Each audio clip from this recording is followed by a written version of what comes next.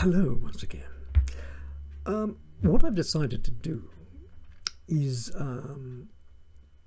rather than rabbit on for 20 minutes or so, I'll limit it to 10 minutes.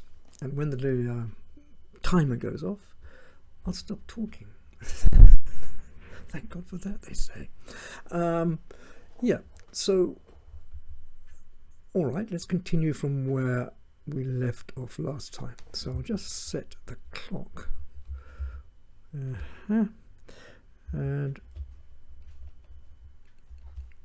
all right, bear with me. We're off. So, okay, let's pick it up from where we left off. That's if you know what I'm talking about. Probably don't. But anyway, that's the first episode was up on YouTube, so you can, if you wish, have a butcher's hook, as they say. All right, let us do it. So, this is Bartholomew explaining to Kiyoshi how he got to Japan. I was on a return trip to England after trading with the Chinese, and learned later that the captain and crew of my captors had deserted the field of battle and fled. As I said before, you can't really flee over water. Never mind. And as a prisoner, I had no choice.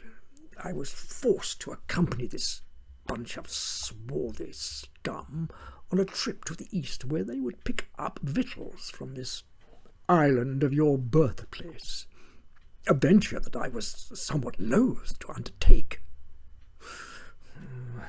The crew were indeed an assortment of cutthroats and villains, and as with most soulless individuals, there is scant honour. There was a mutiny on board. The captain was tossed over the side, and those not involved in the plot murdered. I was considered a navigator, and so spared. Well, so I thought. But Mother Nature had other plans, and when we were off the coast of this God-forsaken country, a storm of such proportion blew up that the ship was wrecked, and all hands and legs and everything, save myself and 3 seamen, perished. The remains of our vessel were hurled against rocks and diminished to a tattered hulk of small worth, and there we resided until the storm abated. How the mutineers intended to leave the island in the future, well, I had no idea. As many goods and valuables we could carry were transported from the hulk in the time the tide would allow. The vessel's total break-up was imminent. We had as yet encountered no sign of human life, and were of the mind that perhaps the place was uninhabited. The Dutch mutineers at all times kept close regard as to my actions, whilst my mind constantly thought of escape from this trio of cutthroats. I was ordered to carry a box of treasure, and it was damned heavy, and proceed the men to a favourable spot for its interment.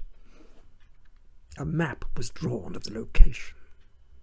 I was instructed to dig a hole, and gave thought as to why they should wish to intern their spoils rather than use it for their own purpose, and entertained an inclination that the men had hatched some scheme, but no idea as to the extent of their distaste of my person.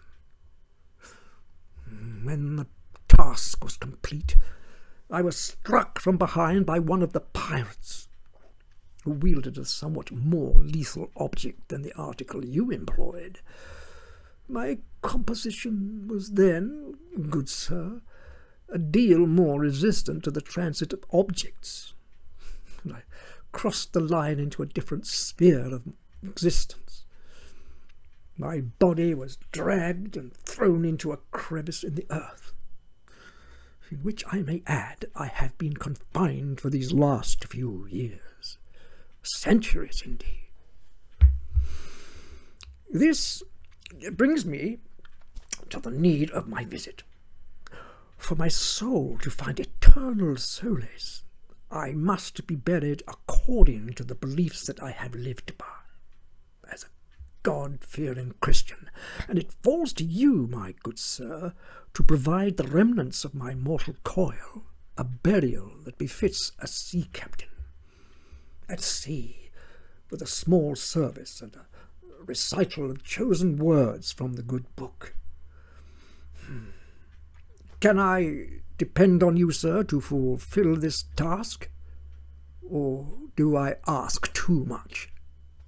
Oh, my name is Bartholomew. Bartholomew James Christian Walker, at your service.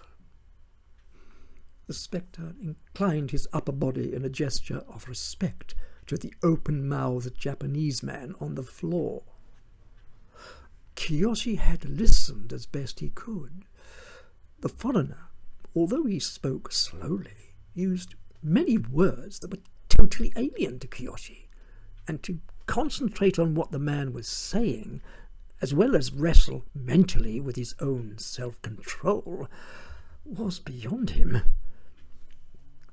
It managed to discern that the shape in front of him purported to be of another dimension, and the ease at which his umbrella had passed through the apparition confirmed that there was an element of truth in this. He also understood that the whatever wanted his assistance for some reason. The rest of Bartholomew's conversation had sailed like the mariner's ship over his head, and lost to the more immediate thought as to whether he had experienced what happened or was involved in some kind of nightmare. Bartholomew waited for a response. "Well, will you grant me your assistance, sir?" Kiyoshi's mind raced. He didn't want to upset the intruder, and yet he hadn't understood in total what the ghost had waffled on about for the last few minutes. Yes, I help. He thought it best to appease the apparition, play along in order to facilitate his departure as expediently as possible, still convinced that he and his mother were in danger of imminent murder. What do you want me to do?" Kiyoshi inquired. Bartholomew made his way over to Kiyoshi. As he approached, there was a distinct musky odour, as well as the aroma from his own earlier indiscretion. He tried to recall where he had smelled it before. The former, not the latter. "I need writing materials," Bartholomew stated in a manner that befitted a ship's captain. Kiyoshi looked bewildered. "Writing materials, parchment, and a quill." Bartholomew mimed the act as if to write. And something to write upon." Kiyoshi's mental faculties began to grasp Bartholomew's request. Pen, paper. He struggled to his feet, very much aware of his previous lapse of control, and the discomfort it now caused, plus the rather unpleasant smell that wafted his way when he raised himself. His main concern at this particular moment was survival. All thoughts to regain more comfortable attire of secondary importance. The ghost seemed unaware of Kiyoshi's condition, or, if he knew, gave no indication of such knowledge. Whilst Kiyoshi hunted around the room for a pencil, he kept one eye on the image of the gaijin, but gave the impression his attention was elsewhere. The shape of his mother appeared in the doorway, bleary-eyed, dishevelled hair, and a dark countenance. She glared at her son as he searched in the drawer. "What are you looking for?" she boomed, with a voice equally as formidable as Bartholomew's. Kiyoshi froze, and no doubt would have repeated the same procedure as before when startled, had it not been for the fact that he recognized his mother's voice before the adrenaline had time to work. He looked at her. His mother looked back at him. Kiyoshi looked at Bartholomew. Well, there's 10 minutes gone. Wasn't that exciting? Well, I'll pick it up next time from where we stopped. And if you're interested, please press the, what is it? Subscribe button. Alrighty, Pooh. I'll just get about my business. And hopefully we'll catch up with you in the not too distant future. I look forward to the next exciting episode. Good day. How do I turn it on? Alright, I know, I go now. So this it's rather nice weather today.